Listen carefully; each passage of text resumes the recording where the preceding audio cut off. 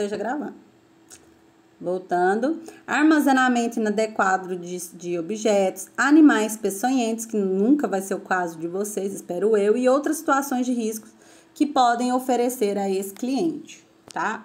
Desculpa, a esse profissional, no caso vocês, tá?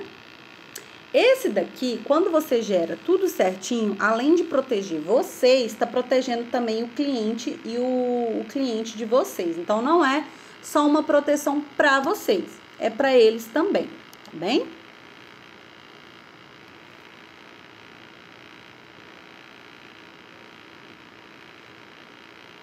Renata, você falou que você tá fodida, por quê?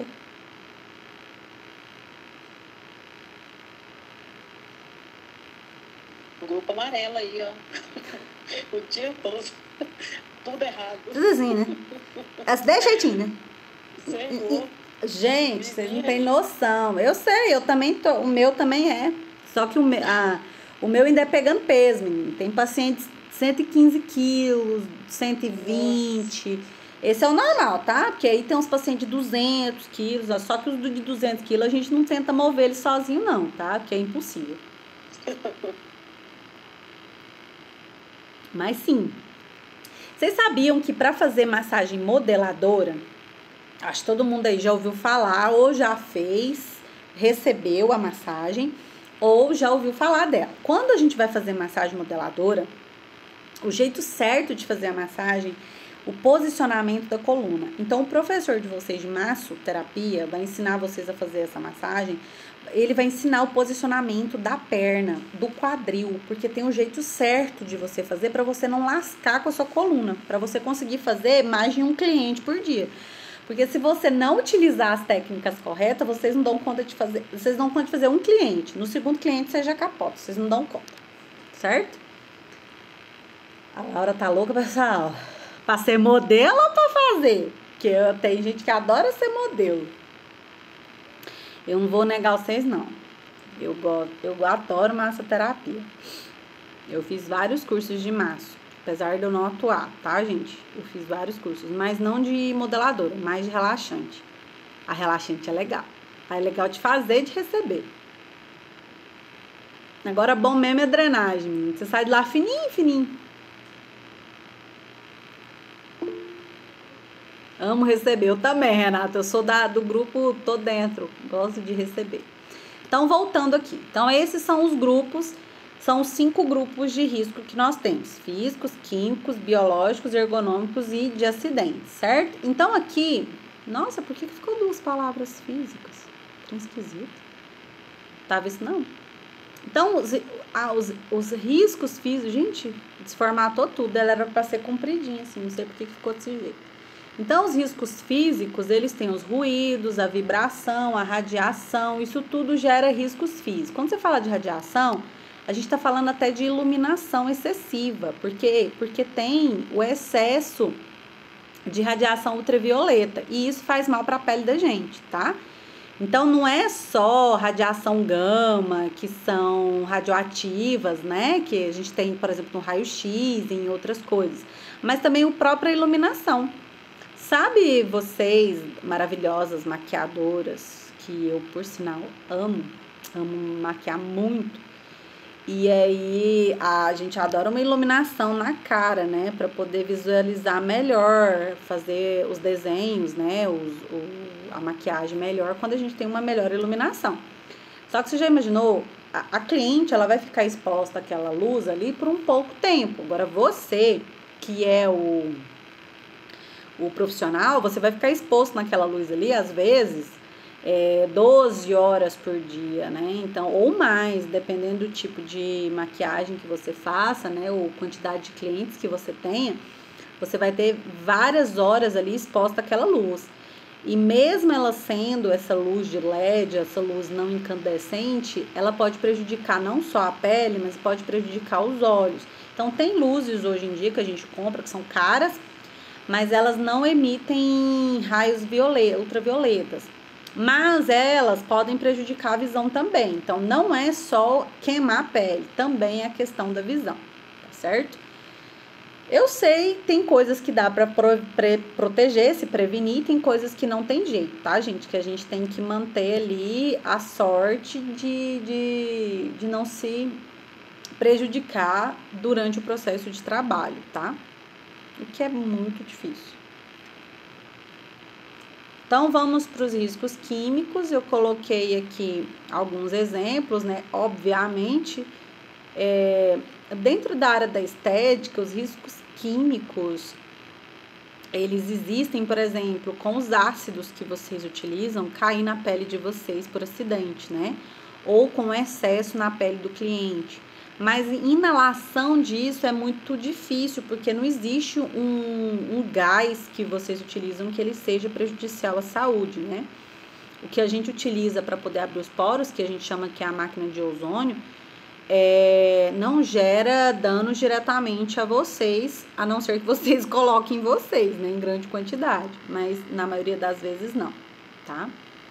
Eu sei que algumas coisas que eu tô falando ainda não tá claro para vocês, porque vocês ainda não conhecem todos os tipos de procedimentos que vocês vão ser capazes de executar.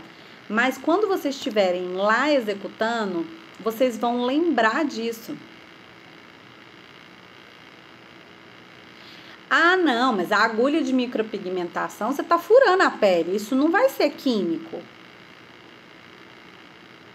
Você concorda que isso não é químico? Não tem nada químico. Aí vai ser acidente mesmo. Tem que tomar cuidado. Aí vai ser acidente. Tá? Continuando. Riscos biológicos. Esse aqui, gente, é o que vocês vão mais ter. Possivelmente todo mundo aqui vai ter risco de se contaminar com algum componente biológico, tá? Porque você vai mexer com sangue. O microagulhamento mexe com sangue, micropigmentação acaba sangrando. O que mais que pode mexer com sangue? Depilação mexe com sangue. O que mais mexe com sangue? Limpeza de pele mexe com sangue. O que mais? Podologia mexe com sangue. Ixi, se mexe, hein, gente? Desencravar eu que o diga. Nossa Senhora. Mas às vezes não sangra tanto não, isso depende do jeito que você faz. Mas gera risco, certo? De contaminação. Era essa parte aí. É porque eu tava rodando aqui no notebook e já tava aí lendo, né? Aí por isso que eu postei da agulha de micropigmentação. A agulha, ela contamina também. Então aqui são considerados riscos biológicos, eu já falei para vocês, né? As bactérias, vírus, parasitas, protozoários, fungos, né? Todos esses daqui podem causar algum dano, certo? O risco biológico ocorre por meio de micro-organismos que, em contato com o homem, podem provocar inúmeras doenças. Muitas atividades profissionais favorecem o contato com tais riscos. É o caso das indústrias de alimentação, hospitais, limpeza públicas, laboratórios e etc. A clínica de estética, ela entra aqui dentro desse processo de hospital, clínicas em gerais, tá? Riscos ergonômicos. Os riscos ergonômicos é a posição da gente, né? Eu coloquei aqui, né, o Ler e o Dort, que é quase a mesma coisa, que é lesão por esforço repetitivo. Pessoas que ficam mexendo no computador o tempo inteiro lá, bota com a mãozinha lá e fica vai gerando uma repetição do movimento, o que vai gerando uma deteriorização desses ligamentos e desses nervos, né? O que pode vir a gerar uma complicação, tá? Gente, é muito, muito, muito comum um profissional que trabalha em caixa de supermercado, profissional que trabalha em banco, que faz fazendo a mesma coisa o tempo inteiro, gera esforço repetitivo, certo? E aí gera complicações no corpo do indivíduo, né? Eu tô colocando aqui do computador, que é o mais comum, mas não é o único, tá? Isso pode ser na coluna também. A manicure, ela pode ter, durante os anos, um problema na coluna devido a esse posicionamento o tempo inteiro com a cabeça baixa. Você pode ter uma alteração, principalmente aqui na região superior da coluna, próxima à cervical, tá? Porém, existem técnicas que se utilizam para evitar esses riscos. que aí chama-se o protocolo padrão de diminuição de risco. Quando você tem, por exemplo, risco físico, você vai evitar ter contato com equipamentos, né, com coisas que geram isso, certo? Ou ficar por menos tempo. Sabe aquela chama britoneira, sei lá, aquele trem que quebra calçada, é um negócio que vibra. A pessoa que manipula aquilo, ela vibra junto com a pessoa, certo? Então, o tempo inteiro. Aquele trabalho, por muitos anos, gente, gera riscos que vocês não têm noção. Esses riscos, eles podem desencadear problemas neurológicos, inclusive problemas de deteriorização nervosa. Para que aquela pessoa não gere isso, ela não pode trabalhar por muitos anos. Então, a pessoa que trabalha com esses equipamentos, ela aposenta antes. Por quê? Porque é um trabalho insalubre, é um trabalho de risco, certo? Isso acontece com o policial. No caso do policial, é risco voltado para a ergonomia, que gera problemas psíquicos, e também por acidentes, porque o cara pode levar bala, o cara pode ser sequestrado, o cara pode... Então, muitas coisas são utilizadas dentro do nosso Ministério do Trabalho, auxiliam na proteção do trabalhador. No design de sobrancelha, quando faço várias seguidas, dói muitos dedos. Dói, com certeza. Você tá fazendo assim o tempo inteiro. Aí. Sapinho chama. O que é sapinho, Laura? Eu boiei. O aparelho lá dos pedreiros de ficar batendo lá, tudo. Chama sapinho, não. Aquilo chama britadeira ou britoneira. É uma coisa parecida. Sapinho. Aquilo chama sapinho. Se bem que ele parece um sapo, né? Porque tá bom, que seja sapo, seja bitoneiro, britadeiro. Não vou mexer com aquilo, graças a Deus. Mas, dentro dos riscos ergonômicos, a coleguinha deu o exemplo aí da retirada de sobrancelha. É uma coisa... As cabeleireiras com o punho. Da lesão repetitiva do punho, chama síndrome do túnel do carpo, certo? É uma alteração que tem aqui nessa região, que essa região chama carpo, né? Do punho, no qual eu vou ter uma lesão, uma produção de líquido aqui dentro. Isso dói pra burro. Por quê? Porque ela faz o movimento da escova ali o dia inteiro, o mesmo movimento. Certo? Vai indo, gente. Isso aqui gera uma lesão, uma inflamação horrorosa. Minha cunhada não é cabeleireira, ela é gerente de banco, mas ela teve, coitada, ela teve que fazer cirurgia. Aí tem que fazer cirurgia e tudo. Os planos de saúde ou o SUS cobrem esse tipo de cirurgia porque é por esforço repetitivo e é por problema laboral, né? Por problema de trabalho, que é voltado dentro desses riscos, tá? Então, acho que todo mundo entendeu esse dos riscos ergonômicos e os riscos de acidentes. São todos os fatores que colocam em perigo o trabalhador ou afetam a sua integridade física ou moral. Só que isso aqui é por acidente, tá, gente? Não é necessariamente por coisa química, por coisa biológica ou pela posição que o cara trabalha. Mas, na verdade, você tá... num trabalho, tá sentado na cadeira, a cadeira quebra, certo?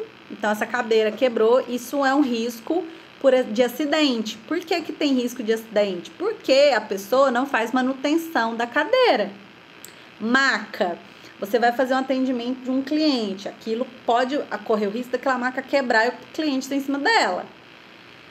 É um problema, mas o que a gente pode fazer para evitar esses problemas? É isso que a gente faz. O que eu posso fazer para evitar a contaminação de riscos biológicos? Pensa aqui comigo. O que eu posso fazer? Dê um exemplo.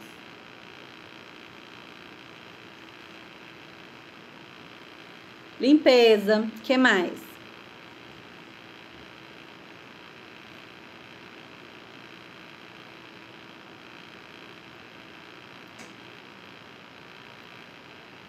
Isso são recomendações de biossegurança. Usar as precauções padrões, o uso de EPIs, higienização, esterilização, desinfecção, tudo aquilo que eu já ensinei para vocês. Isso eu vou evitar riscos para minha saúde também. Então, eu estou evitando a contaminação por riscos por acidente biológico, tá certo? Então, tudo isso é para a gente evitar esses riscos, certo? Então, utiliza-se todos os cuidados para evitar risco. Por exemplo, lembra que eu contei para vocês sobre o cabo do secador? Que ele, se dependendo do jeito que ele for, se você mover, ele pode romper e ele causar curto-circuito e causar choque? Lembra que eu comentei isso com vocês? Eu não dou aula em outro lugar, eu só dou aula para vocês, então possivelmente... Então falei. Isso é um acidente por acidente, certo? É um risco por acidente. Por quê? Porque você não teve a manutenção correta daquele equipamento. Quando você não tem a manutenção correta do equipamento, o equipamento pode provocar esse tipo de acidente. Se você for o chefe, você é o dono do salão, imagina, você tem lá um salão chiquérrimo, só que você não faz manutenção dos equipamentos. Sua cliente ou a sua funcionária, quando é o cliente, o problema é ruim, certo? Porém, quando é o funcionário, o problema é pior ainda, porque o dano que você provoca pode gerar uma incapacidade profissional do indivíduo, ter dinheiro para se manter. Então, a indenização de trabalho, ela é maior do que a indenização pessoal. Então, digo para vocês, se você for ter um salão onde você tem funcionário, cuide da saúde laboral do seu funcionário. Você não pode deixar o funcionário sem comer, correto? Se você trabalha, você tem um horário de almoço, não tem? Se você não der horário de almoço, ele pode te processar, correto? Não existe nesse planeta chamado Brasil, que um empregador ganha alguma causa trabalhista. Eu não sei se vocês sabem como é que funciona. O trabalhador, né, ele normalmente ganha causas trabalhistas. Por quê? Porque na grande maioria das vezes, quase 100% das vezes, o empregador comete um erro. Às vezes, não é o que o trabalhador está alegando. Mas, se o empregador tivesse mantido tudo certo, não tinha onde o trabalhador pegar ele. Mas não, ele tem alguma coisinha errada. Não paga hora extra, não faz pagamento de 13º, não faz... Tudo isso que gera, gente, o trabalhador tem direito. Então, se você for empregar alguém, você precisa cumprir todas as normas de trabalhista, de salário, de férias, de remuneração, tudo você tem que cumprir. Mas você não pode esquecer de cumprir a segurança da saúde do indivíduo. Olha só, vou contar uma história para vocês, não foi no Brasil, mas aconteceu. O meu primo, ele morava nos Estados Unidos e ele trabalhava na construção civil. Ele foi para lá para trabalhar na construção civil, então tinha mais ou menos um ano e meio que ele estava lá trabalhando. Ganhava o seu salário, não dava nem para ele mandar dinheiro para o Brasil ainda, né? Foi uma época que o dólar não estava tão alto quanto agora. Então, ele não conseguia mandar tanto dinheiro para o Brasil, né? Ele morava lá com a mulher e os 2 filhos. Eles foram para morar lá.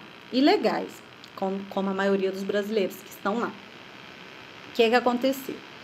Ele trabalhando, a empresa não disponibilizou o equipamento de proteção individual para ele trabalhar, certo?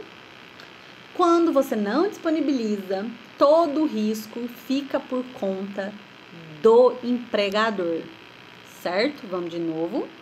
Se você tem uma empresa, seu funcionário não tem luva para usar, não tem máscara para usar, não tem jaleco para usar, a culpa é sua, que é o empregador. Você não pode obrigar o seu profissional a comprar o equipamento de proteção individual. O equipamento de proteção individual, ele tem que ser ofertado pela empresa, tá certo? Não ofertaram para o meu primo e ele foi trabalhar. Por quê? Porque ele precisava, beleza. Ele não tava com óculos nem nada. E ele tava usando aquelas pistolas de prego. Aqui no Brasil não é muito utilizado. Lá é porque as construções lá são de madeira. E ele tava utilizando aquilo de prego. O que aconteceu? Aquele prego bateu na madeira e não pregou. Ele escapuliu e voou. E foi entrar dentro do olho dele. O meu primo ficou cego de um olho, certo? Então, ele perdeu a visão total. Ele não perdeu o globo ocular. Ele continua tendo a bola do olho lá, o globo ocular, mas ele perdeu a capacidade de enxergar, 100%. Ele não enxerga nada desse olho. Aí a gente pensa assim, meu Deus, que coisa, nossa, mas ele tinha que ter tido mais cuidado, ele tinha que ter pensado, ele ele não fez. Ele pagou por isso. Com o quê? Com a cegueira dele. Ele tá cego para sempre, ele nunca mais vai enxergar desse olho. Mas a culpa é dele só? Não. A culpa principal é do dono da empresa que ele trabalhava. Ele ganhou uma indenização de $1 milhão. $1 milhão. E ele é estrangeiro e ele não era legal, ele era estrangeiro. E ele era ilegal, certo? Só que demorou o processo na justiça, certo? Mais ou menos quase um ano. Nesse um ano, ele não conseguia trabalhar, porque ele estava se recuperando, ele estava no processo lá e tudo. Então, todo o gasto do hospital foi pago com essa indenização, porque lá não existe SUS, tá, gente? Lá, seu dinheiro, você ganha dinheiro, mas você tem que pagar a saúde lá. Então, ele teve que pagar, né, o hospital e tudo. Então, vai direto. Sei que ele ficou, acho que com a metade do dinheiro que ele ganhou. Foi o que fez ele conseguiu vir embora, pagou tudo aqui. Então, assim, de certa forma, foi feito justiça para ele. Mas a gente tá falando do que mesmo? De outro país, né? Dos Estados Unidos. Aqui no Brasil funciona assim? Também funciona assim. Se você ganhar na justiça. Só que aqui demora 10 anos, lá demorou 1. Aqui demora 10. Mas normalmente o empregador ganha. Então, o trabalhador ganha. Então, gente, vocês como futuras empregadoras, que é isso que eu desejo para vocês, que vocês tenham suas clínicas de estética, seus salões extremamente cheios com vários profissionais, certo? Que vocês sejam donos do investimento de vocês, do trabalho de vocês. Mas vocês têm que cuidar do profissional, tá? Se você não cuida do profissional, a culpa é sua, você vai arcar por isso. Então, tem que cuidar de tudo, inclusive de riscos ambientais, voltados para a ergonomia, voltados para o acidente, voltados para a parte de riscos biológicos. Obviamente, riscos de acidentes, se for acidentes que são previstos, como, por exemplo, esse secador que deu choque no profissional. O profissional lá teve uma descarga elétrica lá, teve um acidente, choveu choque. Ele vai ganhar uma indenização. Mas, se o problema ele foi evitado, foi feito toda o cuidado com o equipamento, e mesmo assim houve um acidente, aí não, né, gente? Acidente é acidente. Mas tem acidentes que podem ser prevenidos e tem acidentes que, infelizmente, mesmo a gente fazendo tudo, as coisas acontecem, tá? Por exemplo, você faz de tudo, a pessoa tá andando, escorrega e cai dentro do trabalho. É um risco? É um risco. É um problema que acontece? Pronto, acontece. A pessoa pode cair, pode fraturar. É culpa do trabalhador, do empregador? Não, certo? Mas tudo isso precisa ser minimizado. Minimiza-se o risco para evitar as consequências do mesmo, tá? Tem alguém de vocês me mandando mensagem. Deixa eu ver quem é. Tá digitando. Tadinha, deve ser a que tá caindo toda hora. Então, vamos dar continuidade aqui. O que eu... Ops. Gente, não estou conseguindo acompanhar a sala, a internet, tadinha. A internet a bichinha tá ruim. Deixa eu só responder.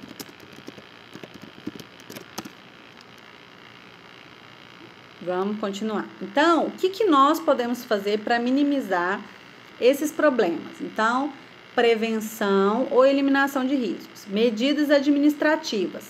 POPs. O que são POPs?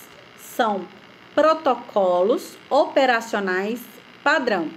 Então, cria-se estratégias, padrões, para que você, dentro do seu ambiente profissional, diminua os riscos químicos, físicos, biológicos, ergonômicos e também de acidentes, tá?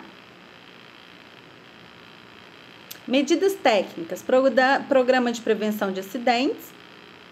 Toda empresa grande tem que ter, empresas pequenas não necessita, tá? Medidas educacionais, através de educação continuada com seus funcionários, você vai ensinar a lavar a mão, você vai ensinar que ele não pode, por exemplo, chegar com um secador próximo da água. Tô dando um exemplo.